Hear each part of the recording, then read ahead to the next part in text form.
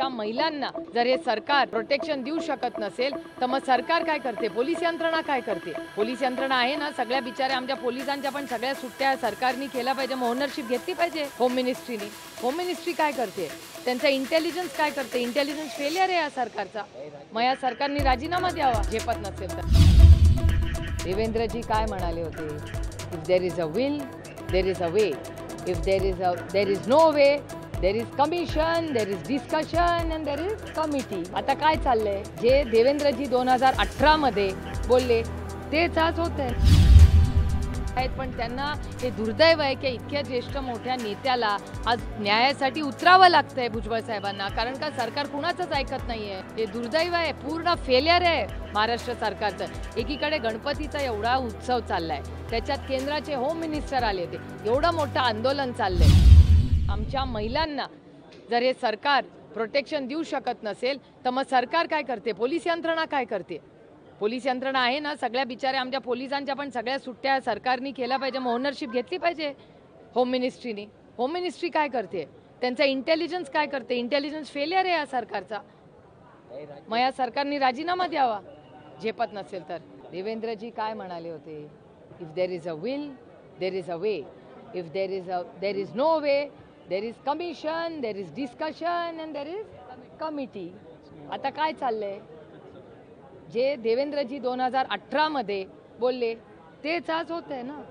तोच व्हिडिओ तुम्ही काढून बघा. संमत नाही होत का जरांगेंशी चर्चा करण्याची, कारण कमिटी का पाठवली असं सुद्धा जरांगे. आता तुम्ही बघा ना, काल मी गेले, काल संध्याकाळी माझ्यानंतर आतापर्यंत कोण गेलंय तिथे, कोण गेलंय का माझ्यानंतर? मी काल तिथून निघाले 2:30-3ला, 3 आता किती वाजले 11.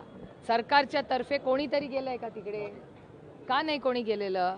पोलीस यंत्रणा का नाही तिथे गेलेली?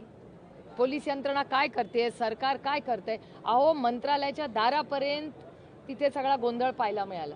आता आंदोलकांचा आंदोलन करणं अधिकार आहे, हा अधिकार भारतरत्न डॉक्टर बाबासाहेब आंबेडकरांनी आपल्याला सगळ्यांना दिलेला आहे. पण मग त्यांची सोय काय, तिथे बाथरूमचा रस्ता तुम्ही बघितला काल, तुम्हाला तुमच्या जे तिथे रिपोर्टिंग करतायत त्यांना विचारा, अतिशय घाणेरडा अस्वच्छ रस्ता आहे. मग BMCला मी शेवटी काल विनंती केली, मी BMC कमिशनरांना काल फोन करून विनंती केली, ते स्वतः जातीने लक्ष घालतायत. मी BMC कमिशनरचे जाहीर मनपूर्वक आभार मानते की सरकार ऐकलं नसेल तरी काही अधिकारी अजून संवेदनशील आहेत महाराष्ट्र सरकारमध्ये. हे आपलं भाग्य, हे खरंच आपलं भाग्य की ते लक्ष घालतायत या विषयांमध्ये, कारण का सरकार काहीच करत नाहीये. अहो, मग चर्चेला बसा ना. किती दिवस झाले, का नाही महाराष्ट्र सरकारमधलं कोणी आंदोलकांशी बोलत आहे डायरेक्टली? कोणीतरी गेलं पाहिजे, पाठवा ना. एक जण पाठवत नाहीये कोणी. महाराष्ट्र सरकारमधला एक तरी व्यक्ती गेलाय का त्यांच्याशी बोलायला? सत्तेमधले 2-4 आमदार गेले, मला वाटतं सळुंकीजी गेले, त्यांना मी पाहिलं गेलेलं. आणि नाही सत्तेमधले सोळंकीजी गेले आणि 1-2 आमदार गेले, सुरेश दास गेले. हे महाराष्ट्र सरकारचं फेलियर आहेच ना, कारण का महाराष्ट्र सरकार कुणाशी चर्चाच करत नाहीये. भुजबळ साहेबांनाही आज उतरावं लागतंच आहे ना. भुजबळ साहेब यांना का उतरावं लागतंय, कारण का भुजबळ साहेब सरकारमध्येच आहेत, पण त्यांना हे दुर्दैव आहे की इतक्या ज्येष्ठ मोठ्या नेत्याला आज न्यायासाठी उतरावं लागतंय भुजबळ साहेबांना, कारण का सरकार कुणाचंच ऐकत नाहीये. हे दुर्दैव आहे, पूर्ण फेलियर आहे महाराष्ट्र सरकारचं. एकीकडे गणपतीचा एवढा उत्सव चाललाय, त्याच्यात केंद्राचे होम मिनिस्टर आले होते, एवढं मोठं आंदोलन चाललंय. प्रशासन काय करतंय महाराष्ट्र सरकारचं?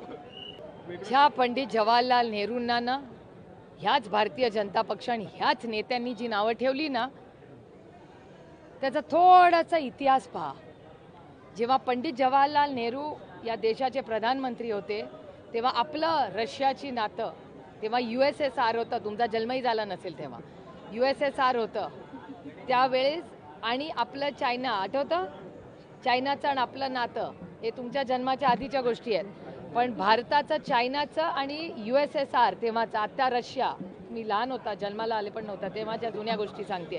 त्यावेळी सगळं जे पंडित जवाहरलाल नेहरूंचं त्यावेळीचं जिओ पॉलिटिक्स होतं तेच तास दिसतंय. खरं आहे का नाही? Back to square one. ज्या जवाहरलाल नेहरूंबद्दल हे काय काय बोललेत, आज त्यांचीच फॉरेन पॉलिसी आज पाळतात ना हे सरकार.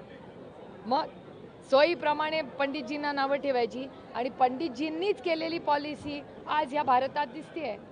त्यामुळे मला आश्चर्य वाटतंय की ज्या पंडित जवाहरलाल नेहरूंना सातत्याने 11 वर्ष तुम्ही ज्या इंदिरा गांधींना नावं ठेवली, ज्या राजीव गांधींना नावं ठेवली, ज्या पंडित जवाहरलाल नेहरूंना नावं ठेवली, आज म्हणजे सत्यमेव जयते. आज तीच पॉलिसी इतक्या वर्षानंतर मोदी सरकारना तीच पॉलिसी आज दिसते. तो फोटो बघा, खूप बोलका आहे तो फोटो. पंडितजींचेच असे फोटो आहेत आणि त्यानंतर आज मोदीजींचे.